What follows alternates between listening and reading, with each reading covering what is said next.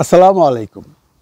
আমি একটু রাজনীতির বাইরে একটু কথা বলি, যদিও এর মধ্যে রাজনীতি আছে। আপনারা পুরো কন্টেন্টটা শুনলে বুঝতে পারবেন রাজনীতিও মিশ্রিত আছে। সেটা হলো, আজকে সারা বাংলায় একটা নিউজ দেখলাম, ইউনূস সরকারের আমলে সারা বিশ্বে বাংলাদেশিদের জন্য ভিসা বন্ধ হয়ে গেছে। সারা বাংলায় নিউজটা করবার পর অনেক কন্টেন্ট ক্রিয়েটাররা এটা নিয়ে আলোচনা করছেন এবং সমস্ত দোষগুলা ইউনূস সরকারের উপর চাপাচ্ছেন যে এই সরকার আসবার পর সারা পৃথিবী আমাদের ভিসা দেওয়া বন্ধ করে দিছে। মানে তাদের বক্তব্য হলো তারা ইউনূস হেটার্স, তারা সুযোগ পাইলেই ইউনূস স্যার সম্পর্কে উল্টাপাল্টা কথা বলবেন, একটা সুযোগ পাওয়া গেছেন।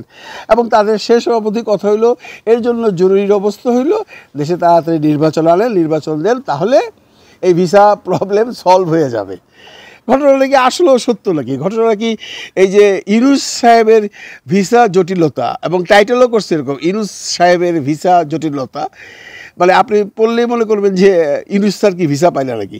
এখানে ইউনূস স্যারের কথা ওনারা বলেন নাই, ওনারা বলছেন আপামর বাংলাদেশি জনসাধারণের কথা, কেউই কোথাও কোনো ভিসা পাচ্ছে না এই সরকার আসবার পর। মানে ইউনূস সরকারের সাথে সারা পৃথিবীর মধ্যেই সবার সাথেই একটা মানে অসৎ সম্পর্ক। ইউনূস স্যারের নাম শুনলেই বাংলাদেশিদের আর ভিসা দেয় না, এমন একটা ঘটনা ওরা প্রকাশ করতে চাইছে।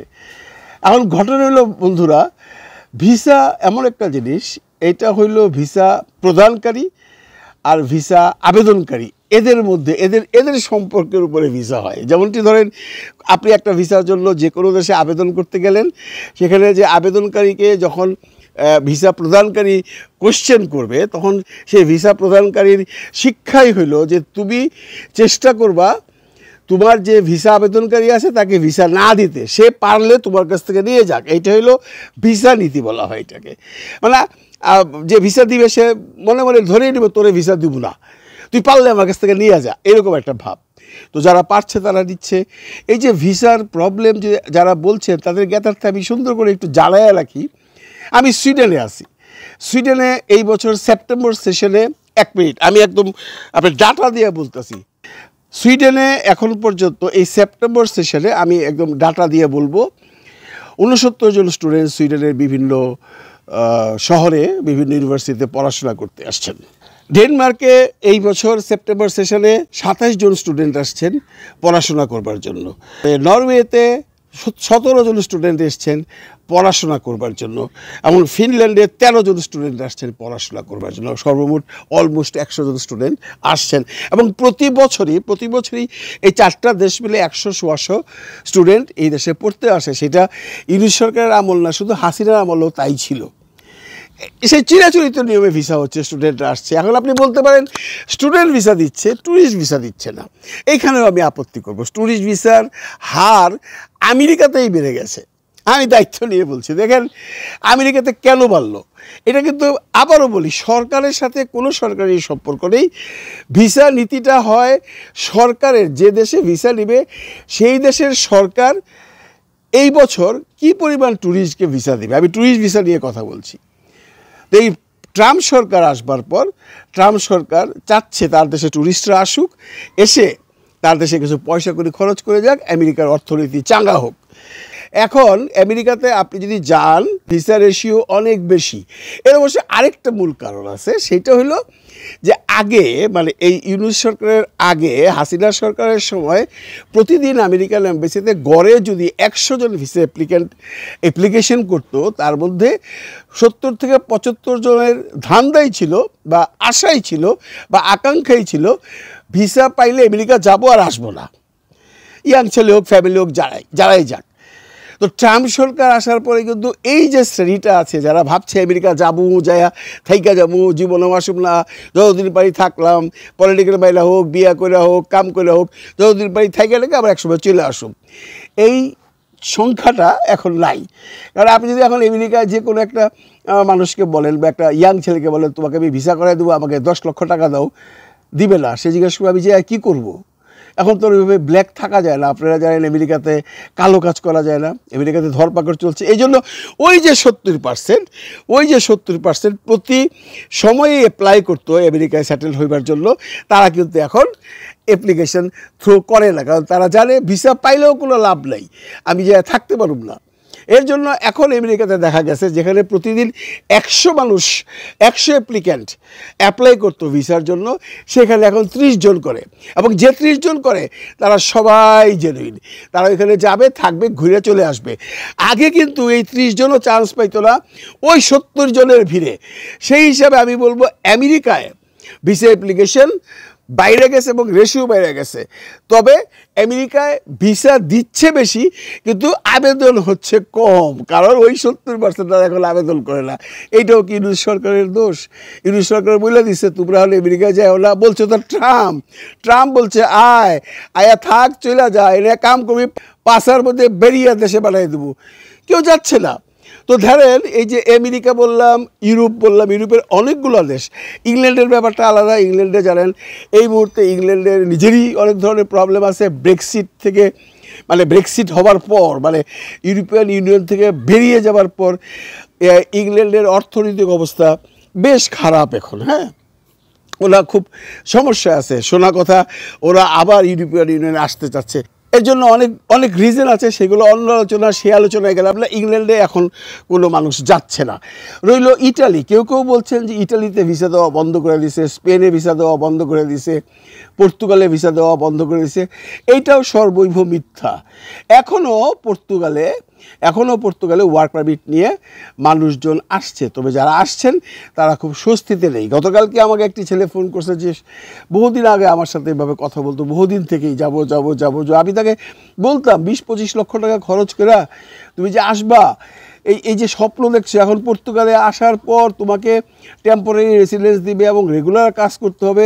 আগে ছিল 5 বছর পরে পিআর দিয়ে 7 বছরের মধ্যে 6 বছরের মধ্যে পাসপোর্ট দিয়ে দিত। এখন তো পর্তুগাল নিয়ম করছে 10 বছরের আগে কোনো পিআরও নাই, পাসপোর্ট তো প্রশ্নই ওঠে না।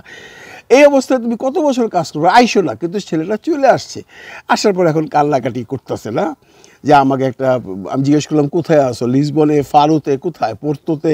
বলে না, একটা নাম বললো। ভাই আমিও শুনি, গ্রামাঞ্চল, ওইখানে কৃষিকাজ করে 25 লক্ষ টাকা দিয়ে আসছে, সে এখন এখান থেকে চলে যেতে চায়, আমার কোথাও নিয়ে যায় না। আমি বললাম তোমাকে আমি কোথায় নিয়ে যাবো ভাই, বলো আমাকে। তোমার পিআর হওয়ার আগে তো তুমি ইউরোপিয়ান ইউনিয়নের কোনো দেশে কাজ করতে পারবে না, টিআর দিয়ে তুমি বেড়ায় যেতে পারবা, কিন্তু এটা তোমাকে আমি রাখতে পারবো না, পার্মানেন্ট যখন পাবা তখন রাখতে পারবো। তো এই যে ছেলেটা এখন বিপদে আছে, এ নিশ্চয়ই আরও 20 জনের সাথে কথা বলছে বাংলাদেশে যারা আসতে চায়, এখন পর্তুগালে আসার জন্য লাইন ধরছে। তারা নিশ্চয়ই তার কথা শুনবার পর বলবে যে থাক, দরকার নেই, জয়নাল যায় তো খুব একটা ভালো করে নাই, দেখি কি সিচুয়েশন হয়। পর্তুগালে এখন কেউ যেতে চাচ্ছে না। হ্যাঁ, এখন একমাত্র ইউরোপে, স্পেনে কিছু মানুষ আসছে। যদি স্পেনে আপনি ঢুকতে পারেন তাহলে স্পেনের সরকার পর্তুগালের মতো একটা নীতি করছে, আইসা ওয়ার্ক পারমিট অ্যাপ্লাই করতে পারেন। কিন্তু আপনি আসবেন কি করে? আপনি আসতে হলে আপনাকে ট্যুরিস্ট ভিসা নিয়ে আসতে হবে। তো ট্যুরিস্ট ভিসা পাওয়ার জন্য যে রিকোয়ারমেন্টগুলো আছে, এটা তো আপনার থাকতে হবে। আপনার বয়স 25, আপনি স্টুডেন্ট শেষ করছেন, একটা চাকরি করেন, আপনাকে ট্যুরিস্ট ভিসা দিয়ে দিবে না, ধরেই নেবে তো আপনি থেকে আসবেন, আপনি যাবেন না ওই দেশ থেকে। স্টুডেন্ট ভিসার ব্যাপারটা আলাদা, ট্যুরিস্ট ভিসার ব্যাপারটা টোটালি আলাদা।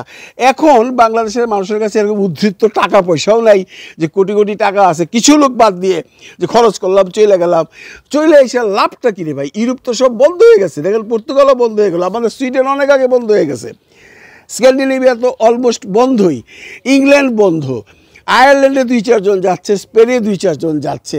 সমস্ত দেশের ইমিগ্রেশনই বিভিন্ন দেশের ইমিগ্রেন্টদের জ্বালায় তারা ইমিগ্রেন্টস লগুলা স্টাফ করে দিছে। এটা কিন্তু বাংলাদেশের জন্য না, আপনারা জানেন বাংলাদেশি হার তো অত্যন্ত কম। এখানে আফগান, ইথিওপিয়া, সোমালিয়া, এই সমস্ত দেশের লোক, সিরিয়া, তারপরে আপনার তুর্কির একটা গ্রুপ, এইগুলোর জন্য, এই সমস্ত মানুষের জন্য এরা এত পরিমাণ আসছে যে সেই দেশের সরকার হিমশিম খাচ্ছে। তারাই তো ভিসা বন্ধ করে দিয়েছে। এখানে ইউনুস সরকারের প্রবলেমটা কোথায়? আমি আপনাদেরকে অনুরোধ করব, যারা নিউজ করেন একটু পড়াশোনা করেন ভাই, একটু আলোচনা করেন, জানতে চেষ্টা করেন কোন দেশে কিভাবে ভিসা হচ্ছে, কোন দেশে হচ্ছে না, কি কারণে হচ্ছে না। সরকারের ভিসা নীতির সাথে কারোর ভিসা পাওয়ার ব্যাপারে সরকারের কোনো ধরনের হাত নাই। আমাদের পররাষ্ট্র উপদেষ্টা একটা ফাউল কথা বইলা ফেলাইছে। আমি ফাউলই বলবো যে ম্যাক্সিমাম লোক ভুল তথ্য দিয়ে ভিসা অ্যাপ্লাই করে। কয়টা লোকের ভাই ভুল তথ্য দিয়ে আজকাল ভিসা অ্যাপ্লাই করে? আজকাল কি আপনি এত সোজা এই কম্পিউটারের যুগে যে আপনারা ভুল তথ্য দিয়ে দিলেন? সম্ভব না। জাল তথ্য দিয়ে ভিসা খুব একটা হয় না, একসময় হইতো, ওগুলা দিন ভুলা যান, এগুলা ঠিক না। এখন সর্বোপরি সারা বিশ্ব ইমিগ্রেন্টদের জন্য বন্ধ করে দিয়েছে। আবার আমেরিকা ইমিগ্রেন্টদের সাধুবাদ জানাচ্ছেন। আপনারা যান, যারা পয়সা আছে আমেরিকার থেকে ঘুরে আসেন। আমি বলবো এখন অ্যাপ্লাই করেন, ভিসা রেশিও খুব ভালো। ইউরোপের ভিসা রেশিও ভালো না, কারণ ইউরোপে তো বললাম প্রচুর অ্যাজাইলিয়া আছে, যারা এখানে ইনলিগাল লিগাল বিলে আছে। এইগুলোর নিয়ে এই সরকার, সেই দেশের সরকারগুলো হিমশিম খাচ্ছে। এখন যদি আপনি এস্তোনিয়া যান, লাটভিয়া যান, এইসব জায়গায় যে লাভটা কিনে ভাই, আপনাকে ভাবতে হবে, আপনাকে বুঝতে হবে আমি যে দেশে যাব সেটেল হইতে পারি। আমেরিকা একটা সময় ছিল সেটেল হইতে পারতেন, সেটা ট্রাম্প বন্ধ করে দিছে। আপনার ইতালি, পর্তুগাল একটা সময় ছিল, ওইখানে এত ইমিগ্রেন্টস গেছে, তারা বন্ধ করে দিছে। আমাদের সুইডেনেও সেম অবস্থা। তো এই সবগুলো করছে বিভিন্ন দেশের সরকাররা। এখানে ইউনুস সরকারের কি দোষ? আপনারা যে বলেন ইউনুসের জন্য ভিসা জটিলতা বা ইউনুসের ভিসা জটিলতা, এখানে ইউনুসের কোনো দোষ নাই বা ইউনুসের কিছু করার নাই যে ইউনুস বললেই ভিসা দিবে, না। ভিসা নীতি যার যার নিজস্ব নীতি। সুতরাং অনুরোধ থাকবে, কারো দোষ ধরেন। আমিও বলছি না ইউনুস স্যার ধোয়া তুলসী পাতা, অন্যদিকে ধরেন। এই ভিসা নিয়ে কোন দেশ ভিসা দেয় না, সব দোষ ইউনুসে দিচ্ছেন। মানে আপনাদের ভাবখানা হলো যত দোষ নন্দ ঘোষ। ভালো থাকবেন সবাই, ভালো রাখবেন সবাইকে। আল্লাহ হাফিজ।